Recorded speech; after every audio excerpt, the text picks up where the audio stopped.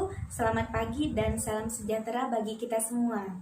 Yang terhormat dosen teori governance Bapak Agus Wan, dan yang saya sayangi teman-teman sekalian yang sedang menyaksikan presentasi saya pada hari ini. Baiklah, perkenalkan, nama saya Risha Valdia, NIM saya 1963 2011 35. Saya dari kelompok 1. Nah, saya akan mempresentasikan terkait istilah governance. Dalam istilah governance, sering kita mendengar dua kata yang membingungkan, bahkan sering salah dan tertukar, yaitu governance dan government. Di sini kita melihat ada government, governance, dan good. Government yaitu pemerintah, sedangkan governance yaitu tata kelola pemerintahan. Nah, pemerintahan yang baik akan mewujudkan good government. Sebaliknya, tata kelola atau penyelenggaraan yang baik akan disebut dengan istilah good governance. Konsep good government di sini berkonotasikan peranan pemerintah yang lebih dominan dalam penyelenggaraan berbagai otoritas. Sedangkan governance lebih memperhatikan bagaimana cara suatu bangsa mendistribusikan kekuasaan dan mengelola sumber daya dan berbagai masalah yang dihadapi masyarakat tersebut. Nah, di sini ada 3 pilar governance. Yang pertama, pemerintah yang mencakup PNS, anggota TNI, dan anggota Polri.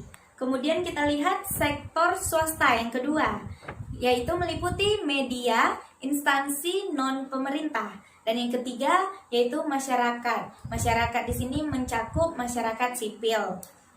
Nah, dalam pencapaian good governance, kunci terselenggaranya good governance itu yaitu birokrasi. Berbicara terkait birokrasi, maka ada beberapa permasalahan yang umumnya terjadi seperti yang ada di samping saya, yaitu yang pertama, tatanan organisasi dan manajemen pemerintah pusat, dan yang kedua, desentralisasi kewenangan, yang ketiga, format perangkat pemerintah daerah yang duplikatif, yang keempat, kompetensi aparatur yang memprihatinkan, yang kelima, agenda kebijakan yang tidak efektif dalam menghadapi permasalahan dan tantangan pembangunan bangsa. Istilah governance mengalami diskusi yang cukup panjang, baik di dunia internasional, di UNDP yaitu United Nations Development Program PBB, bahkan sampai kepala LAN, Lembaga Administrasi Negara, dalam mengkajinya. Sehingga dalam buku LAN tahun 2007 mereka memberikan 9 karakteristik good governance, yaitu seperti participation. Participation di sini yaitu adanya partisipasi masyarakat dan pemerintah. Kemudian yang kedua, rule of law. Di sini adanya aturan hukum yang adil tanpa pandang bulu. Kemudian yang ketiga, transparansi. Transparansi, pemerintah itu bersifat transparan. Dan yang keempat, responsiveness. Di sini pemerintah mempunyai daya tanggap terhadap berbagai pihak. Yang kelima, kita lihat di sini consensus orientation, di mana pemerintah berorientasi kepada konsensus untuk mencapai tujuan. Yang keenam, yaitu equity, di mana pemerintah menerapkan prinsip keadilan atau kesetaraan. Kemudian selanjutnya, yang ketujuh, effectiveness dan efisiensi. Di sini pemerintah bertindak secara efektif dan efisien. Yang kemudian selanjutnya accountability. di mana segala keputusan dapat dipertanggungjawabkan kepada publik atau bersifat akuntabilitas. Yang selanjutnya, strategic vision. Nah, ini yang terakhir yaitu penyelenggaraan pembangunan bervisi strategis. Adapun unsur-unsur good governance yaitu ekonomi governance yang meliputi proses pembuatan keputusan untuk formulasi kebijakan. Dan selanjutnya political governance. Nah, di sini proses pembuatan keputusan untuk formulasi kebijakan. Dan yang ketiga, administrative governance. Nah, di sini sistem implementasi kebijakan. Nah, menurut Peraturan Pemerintah Nomor 101 Tahun 2000, good governance merupakan suatu pemerintahan yang dapat mengembangkan dan menetapkan prinsip-prinsip profesional, akuntabilitas, transparansi, pelayanan prima, demokrasi, efisiensi, efektivitas, supremasi hukum, dan dapat diterima oleh seluruh masyarakat. Untuk itu, saya akan membahas sedikit terkait pelayanan prima. Pelayanan prima di era perubahan. Nah, perubahannya disebabkan karena faktor internal dan eksternal. Kebutuhan manusia selalu meningkat dan tidak dapat dipenuhi sendiri. Dalam hal ini, manusia melakukan interaksi dengan manusia lain, bertransaksi baik barang ataupun jasa. Sehingga terbentuknya penyedia dan pelanggan. Selain produk atau jasa berkualitas, produk atau jasa yang diperoleh sesuai dengan biaya yang dikeluarkan, maka pelayanan prima merupakan salah satu upaya memuaskan pelanggan tersebut. Nah, dengan demikian, pelayanan prima dapat mewujudkan good governance. Hal itu dikarenakan pemerintah sebagai penyedia layanan umum yang sangat diperlukan oleh masyarakat dan harus bertanggung jawab untuk memberikan pelayanan prima agar terciptanya peningkatan pelayanan publik. Dari kepuasan yang dirasakan masyarakat menjadi tolak ukur dari keberhasilan pelayanan publik yang diberikan oleh penyedia pelayanan publik. Baiklah, sekian presentasi dari saya. Saya ucapkan terima kasih telah menyaksikannya. Wabillahi taufiq wal hidayah. Wassalamualaikum warahmatullahi wabarakatuh. Baiklah, kita akan melanjutkan materi kita tentang konsep governance. Untuk mencapai suatu pemerintahan yang baik, perlu adanya konsep governance. Di antaranya, 1. Tata pemerintahan yang berwawasan ke depan atau visi strategis.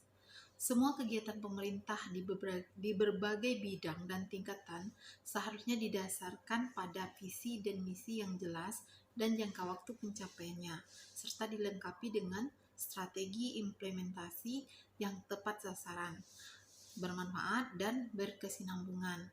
Yang kedua, tata pemerintahan yang bersifat terbuka atau transparan. Wujud nyata prinsip tersebut antara lain dapat dilihat apabila masyarakat mempunyai kemudahan untuk mengetahui serta memperoleh data dan informasi tentang kebijakan, tentang program dan kegiatan aparatur pemerintah, baik yang dilaksanakan di tingkat pusat maupun di tingkat daerah. Kemudian kita masuk pada tata pemerintahan yang mendorong partisipasi masyarakat. Masyarakat yang berkepentingan ikut serta dalam proses perumusan dan pengambilan keputusan atas kebijakan publik yang diperuntukkan bagi masyarakat, sehingga keterlibatan masyarakat sangat diperlukan pada setiap proses pengambilan kebijakan yang menyangkut masyarakat luas. Kemudian tata pemerintahan yang bertanggung jawab. Instansi pemerintahan dan para aparaturnya harus dapat mempertanggungjawabkan pelaksanaan kewenangan yang diberikan sesuai dengan tugas dan fungsinya. Demikian halnya dengan kebijakan, program, dan kegiatan yang dilakukan dapat dipertanggungjawabkan. Tata pemerintahan yang menjunjung supremasi hukum. Wujud nyata dari prinsip ini mencakup upaya penuntasan kasus KKN dan pelanggaran HAM, peningkatan kesadaran hak asasi manusia, peningkatan kesadaran hukum, serta pengembangan budaya hukum. Upaya-upaya tersebut dilakukan dengan menggunakan aturan dan prosedur yang terbuka dan jelas, serta tidak tunduk pada manipulasi politik. Kemudian tata pemerintahan yang demokrasi dan berorientasi pada konsensus. Perumusan kebijakan pembangunan baik di pusat maupun daerah dilakukan melalui mekanisme demokrasi dan tidak ditentukan sendiri oleh eksekutif. Keputusan-keputusan yang diambil antara lembaga eksekutif dan legislatif harus didasarkan pada konsensus agar setiap kebijakan publik yang diambil benar-benar merupakan keputusan bersama. Selanjutnya kita bisa melihat konsep governance melalui tata pemerintahan yang berdasarkan profesionalisme dan kompetensi. Wujud nyata dari prinsip profesionalisme dan kompetensi dapat dilihat dari upaya penilaian kebutuhan dan evaluasi yang dilakukan terhadap tingkat kemampuan dan profesionalisme sumber daya manusia yang ada, dan dari upaya perbaikan atau peningkatan kualitas sumber daya manusianya. Kemudian konsep dasar governance ini tidak lepas dari tata pemerintahan yang cepat tanggap atau responsif. Aparatur pemerintah harus tanggap terhadap perubahan situasi, kondisi, mengakomodasikan aspirasi masyarakat, serta mengambil prakarsa untuk mengatasi berbagai masalah yang dihadapi oleh masyarakat banyak. Selanjutnya dapat kita lihat melalui tata pemerintahan yang menggunakan struktur sumber daya secara efisien dan efektif. Pemerintah, baik pusat maupun daerah, dari waktu ke waktu selalu menilai dukungan struktur yang ada, melakukan perbaikan struktur sesuai dengan tuntutan perubahan, seperti menyusun kembali struktur kelembagaan secara keseluruhan, menyusun jabatan dan fungsi yang lebih tepat, serta selalu berupaya mencapai hasil yang optimal dengan memanfaatkan dana dan sumber daya lainnya yang tersedia secara efisien dan efektif. Selanjutnya tata pemerintahan yang terdesentralisasi. Pendelegasian tugas dan kewenangan pusat pada semua tingkatan aparatur sehingga dapat mempercepat proses pengambilan keputusan serta memberikan keleluasaan yang cukup untuk mengelola pelayanan publik dan menyukseskan pembangunan di pusat maupun daerah. Selanjutnya tata pemerintahan yang memiliki komitmen bagaimana pengurangan kesenjangan. Pengurangan kesenjangan ini dalam berbagai bidang, baik pusat maupun daerah, secara adil dan profesional, merupakan wujud nyata prinsip pengurangan kesenjangan. Hal ini juga mencakup upaya untuk menciptakan kesetaraan dalam hukum atau equity of the law, serta mereduksi berbagai perlakuan diskriminatif. Baiklah, kita masuk materi selanjutnya, yaitu tentang pelayanan prima. Pelayanan prima merupakan suatu layanan terbaik untuk mewujudkan kepedulian suatu organisasi kepada pelanggan. Upaya ini dilakukan untuk memenangkan persaingan dan upaya pertanggungjawaban publik. Kenapa demikian? Karena tujuan pelayanan prima diantaranya memberikan pelayanan yang berkualitas kepada pelanggan, kemudian membantu pelanggan untuk mengambil keputusan supaya membeli barang atau jasa yang ditawarkan, Yang ketiga, yaitu menumbuhkan rasa percaya pelanggan terhadap barang atau jasa yang telah ditawarkan oleh si penjual. Menumbuhkan kepercayaan dan kepuasan kepada pelanggan itu tidak mudah. Jadi kita harus menghindari terjadinya berbagai macam tuntutan atau aduan dari pelanggan kepada penjual terhadap produk atau jasa yang dijualnya, supaya konsumen dan pelanggan merasa diperhatikan dan diperlakukan secara baik. Untuk menumbuhkan dan mempertahankan loyalitas konsumen, pelanggan tetap membeli barang dan jasa yang dijual. Semua tujuan pelayanan prima pada prinsipnya memiliki fungsi. Banyak fungsi yang harus kita pahami. Salah satunya di antara lain itu untuk melayani pelanggan dengan ramah, tepat dan cepat sehingga pelanggan merasa puas. Itu intinya.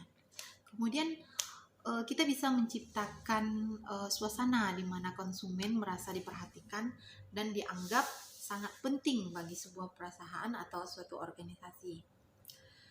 Selanjutnya, untuk menciptakan pangsa pasar yang lebih baik terhadap suatu produk atau jasa yang telah dijual. Penjual bisa memberikan kepuasan kepada pelanggan agar tetap selalu menggunakan produk maupun jasa dari suatu perusahaan atau sebuah organisasi.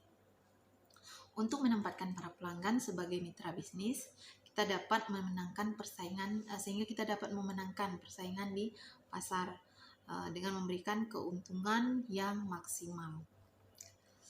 Dengan konsep yang sangat baik seperti ini, kita bisa melakukan berbagai sikap agar konsep kita lebih baik, yaitu dengan pertama konsep sikap atau attitude, kedua konsep perhatian atau attention, ketiga konsep tindakan atau action. Karakteristik kualitas yang harus dimiliki pelayanan prima diantaranya adalah penampilan, kesopanan dan keramahan, kesediaan melayani, pengetahuan dan keahlian, tepat waktu dan janji, kejujuran dan kepercayaan, efisien, kepastian hukum, keterbukaan, dan biaya. Sehingga dalam pelayanan, maka perlu menentukan biaya yang wajar oleh si pelanggan. Karena itu, biaya harus disesuaikan dengan daya beli masyarakat dan harus transparan dan sesuai dengan peraturan yang berlaku. Sekian presentasi dari saya, dan nanti akan dilanjutkan oleh rekan saya selanjutnya. Terima kasih. Assalamualaikum warahmatullahi wabarakatuh. Assalamualaikum warahmatullahi wabarakatuh. Perkenalkan, nama saya M. Rizdianto, NIM 1963 201089. Di sini saya akan menjelaskan tentang teori governance. Untuk mewujudkan good governance, asumsi dasar good governance yaitu menciptakan sinergi antara sektor pemerintah dan sektor bisnis. Menurut Panji Santoso, prinsip dasar terciptanya good governance yaitu rule of law, transparan, responsif, konsensus, persamaan hak, efektif dan efisien, serta akuntabilitas. Dalam mengimplementasikan prinsip tersebut sangat dibutuhkan sebagai syarat terciptanya pemerintahan yang baik dan bersih. Untuk mewujudkan good governance diperlukan pemetaan masalah yang dihadapi seperti kendala politik, pada contoh kondisi politik di Indonesia baik di infrastruktur maupun suprastruktur masih belum stabil. Adapun kendala lainnya pada sistem birokrasi.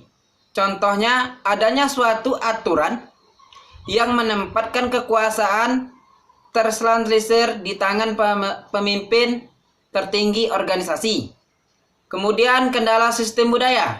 Contohnya budaya organisasi yang mengagungkan simbol. Beberapa faktor yang mempengaruhi perwujudan good governance seperti integritas pelaku pemerintahan, kondisi politik dalam negeri, kondisi ekonomi masyarakat, kondisi sosial masyarakat, dan sistem hukum. Di dalam administrasi penyelenggaraan pemerintah negara, peran birokrasi dalam penyelenggaraan pemerintah merupakan fenomena modernisasi pendorong timbulnya paradigma baru. Dalam penyelenggaraan pemerintah, perkembangan paradigma baru administrasi negara menurut David Osborne, paradigma baru ditandai dengan administrasi publik yang berkembang dalam praktek tata kelola administrasi publik di berbagai negara. Seperti negara di Australia, pemerintahnya melakukan perampingan birokrasi dengan mengurangi para manajer yang dianggap kurang produktif. Di New Zealand, pemerintahnya mengalihkan pelayanan kedinasannya menjadi BUMN. Dorongan adanya paradigma baru semakin banyaknya tantangan ekonomi mikro, ekonomi makro, persaingan ekonomi global, semakin langka sumber daya yang tak terbarui, meningkatnya jumlah angkatan kerja di lembaga negara, dan kemajuan teknologi yang membuat hilangnya batas-batas negara dan semakin menyatunya informasi secara real time. Baiklah, hanya itu yang dapat saya presentasikan serta saya jelaskan. Lebih dan kurang saya mohon maaf. Assalamualaikum warahmatullahi wabarakatuh. Assalamualaikum warahmatullahi wabarakatuh. Baiklah, saya Tri Rahayu akan menjelaskan tentang manajemen publik kontemporer. Manajemen publik lahir pada abad ke-19, dilandasi oleh pemikiran tentang pentingnya nilai-nilai efisien, kreativitas, dan daya saing dalam penyelenggaraan urusan-urusan publik. Pada dasarnya, manajemen publik lahir sebagai kritik terhadap birokrasi. Pertengahan abad ke-19, birokrasi mulai terasa lambat dan tidak efisien karena adanya tuntutan rakyat dalam pelayanan yang terus meningkat, sedangkan kemampuan SDM pemerintah berkurang. Setianya demokrasi menurut pencetus Max Weber dimaksudkan untuk mengorganisir secara sistematis suatu pekerjaan yang harus dilakukan oleh banyak orang sehingga tugas-tugas dapat diselesaikan secara efisien dan efektif. Menurut Owen Huxen tahun 1998 dalam Public Management dan Administrasi publik lebih dimaknai sebagai proses dan prosedur yang harus dipatuhi oleh administrator. Manajemen publik berkaitan dengan pencapaian target, tanggung jawab manajer untuk mencapai target. Perkembangan NPS di Indonesia. Secara global, dunia mulai menerapkan prinsip NPS tahun 2003. Penerapan prinsip NPS ini menegakkan perlunya merevitalisasi kedudukan masyarakat sebagai warga negara yang mempunyai hak untuk dilayani. Syarat untuk NPS atau NPS yang pertama, sistem politik yang demokratis; yang kedua, kualitas SDM; yang ketiga, supremasi hukum; yang keempat, reformasi birokrasi. Selanjutnya, konsep dan batas manajemen publik. Menurut Waluyo tahun 2007, manajemen publik adalah kegiatan suatu usaha untuk mencapai tujuan-tujuan negara dengan menggunakan sumber-sumber yang dikuasai negara. Perbedaan administrasi publik dan manajemen publik. Menurut Moore tahun 1984,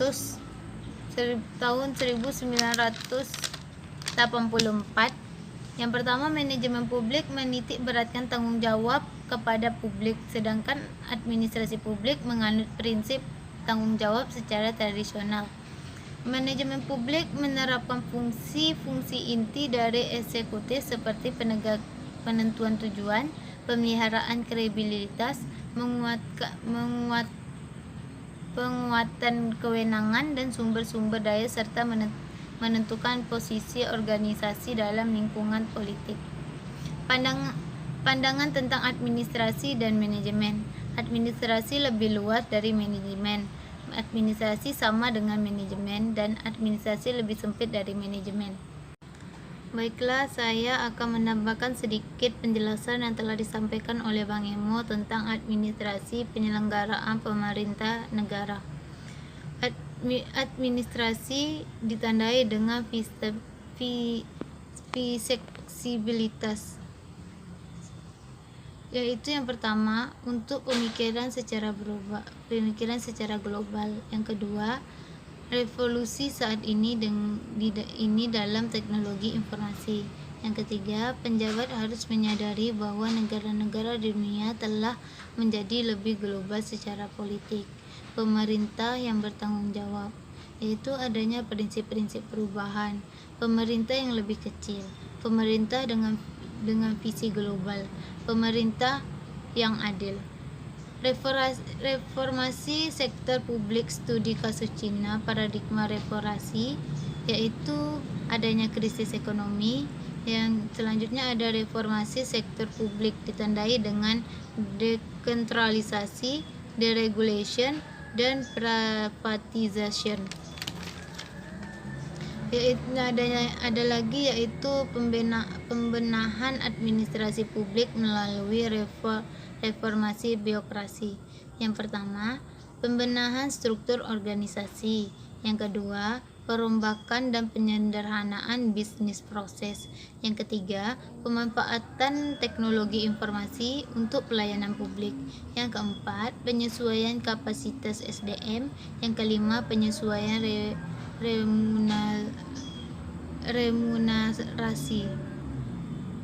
remunerasi. Baiklah, cukup sekian penjelasan dari saya. Jika ada kesalahan saya mohon maaf. Assalamualaikum warahmatullahi wabarakatuh. Baiklah teman-teman, di sini saya akan memaparkan materi tentang dasar-dasar manajemen pelayanan publik, di mana kita ketahui bersama definisi dari manajemen ialah sebuah seni yang mengarahkan orang lain untuk mencapai tujuan utama melalui sebuah organisasi atau bisnis dengan proses perencanaan, perorganisasian, pengelolaan, dan pengawasan sumber daya dengan cara yang efektif dan efisien. Selanjutnya, dengan pelayanan publik. Pelayanan publik ialah suatu kerjasama antara dua orang atau lebih atau dengan sebuah organisasi yang bertujuan untuk mencapai tujuan bersama. Baiklah, saya lanjutkan. Manajemen dan organisasi tidak dapat dipisahkan karena merupakan satu kesatuan totalitas yang dikerjakan oleh para manajer dalam sebuah organisasi. Seperti Mary Packer, dia adalah seorang tokoh ilmu manajemen, mendefinisikan seni mencapai sesuatu dengan orang lain. Maksudnya ialah manajemen tidak dapat bekerja sendiri, tetapi bekerja sama dengan orang lain untuk mencapai tujuan tertentu.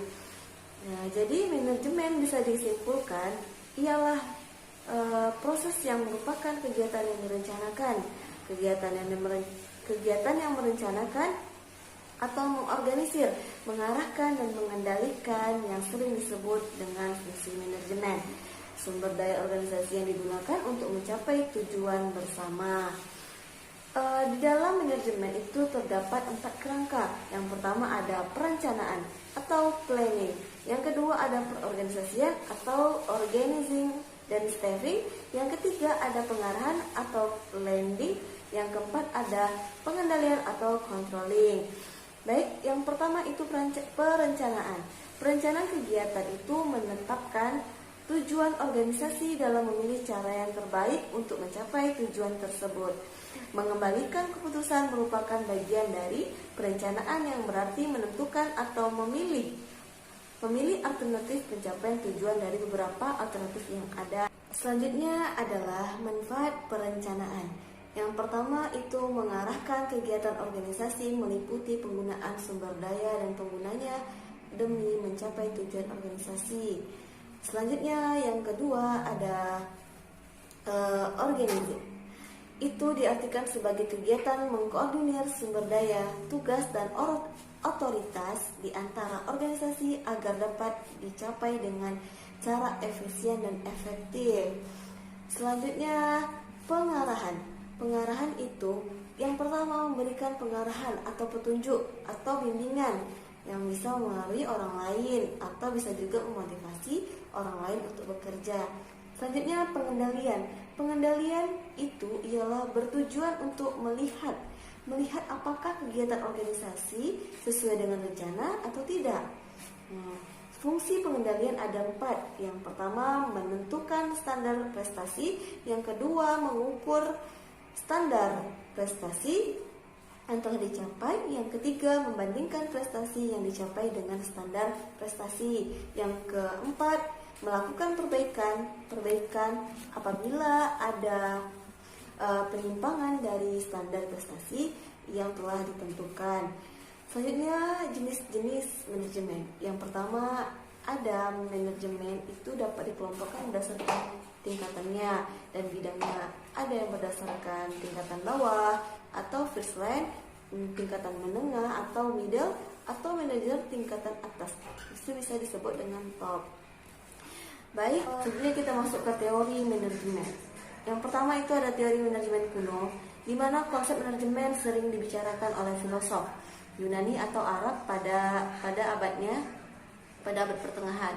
Selanjutnya teori organisasi klasik, di mana teori manajemen ilmiah memfokuskan pada upaya meningkatkan produktivitas. Selanjutnya aliran perilaku, di mana di aliran perilaku ini teori perilaku muncul karena ketidakseimbangan teori klasik dalam memandang organisasi. Selanjutnya, pendekatan kuantitatif. Pendekatan kuantitatif ini mulai berkembang pada masa Perang Dunia Kedua. Pada waktu itu, Inggris memecahkan persoalan yang kompleks dalam perang. Kemudian membentuk tim riset operasi dipimpin oleh PMS Blackhead. Selanjutnya, teori manajemen kontemporer, di mana di manajemen kontemporer ini ada 3. Yang pertama, pendekatan sistem. Pendekatan sistem ini diartikan gabungan sub-subsistem yang saling berkaitan. Selanjutnya, pendekatan situasional. Pendekatan yang melihat bahwa efektivitas manajemen tergantung pada situasi yang melatar belakangi. Pendekatan hubungan manusiawi. Pendekatan ini berusaha mengintegrasi sisi positif manusia dan manajemen ilmiah. Terima kasih. Selanjutnya saya akan menambahkan untuk menyampaikan sedikit yang telah disampaikan oleh Kakak Sasmita. Baik, 10 butir birokrasi atau disebut juga dengan David Osborne dan Gilbert. Yang pertama itu ada pemerintahan katalitas. Apa yang dimaksud dengan pemerintahan katalitas? Yaitu adalah mengarahkan ketimbang mengayuh. Yaitu pemerintah tidak perlu melaksanakan pembangunan secara langsung, cukup sebagai katalisator yang membuat suasana kondusif. Selanjutnya, pemerintahan milik masyarakat, yaitu memberi wewenang ketimbang melayani, yaitu upaya masyarakat merasa memiliki dan bertanggung jawab atas kepemerintahan dan pembangunan. Yang ketiga, pemerintahan yang kompetitif, yaitu memberi dorongan persaingan berbagai beban termasuk pemerintah dan swasta secara sehat. Yang keempat, pemerintahan yang digerakkan oleh misi. Pemerintahan harus lebih berorientasi pada pencapaian misi ketimbang penekanan kepada peraturan. Nah, yang kelima, pemerintahan yang berorientasi hasil. Aparat pemerintah harus dipacu berkompetensi untuk menghasilkan kinerja yang baik. Yang keenam, pemerintahan yang berorientasi pelanggan. Sebagai konsekuensi publik servant, maka pemerintah harus mengutamakan kepentingan pelayanan dan kesejahteraan rakyat, bukan birokrat. Yang ketujuh, pemerintah yang berwirausaha. Aparatur pemerintah harus berorientasi pada efisiensi, menghemat secara memadai, akan tetapi tetap berorientasi pada hasil. Yang ke-8, pemerintahan yang antisipatif.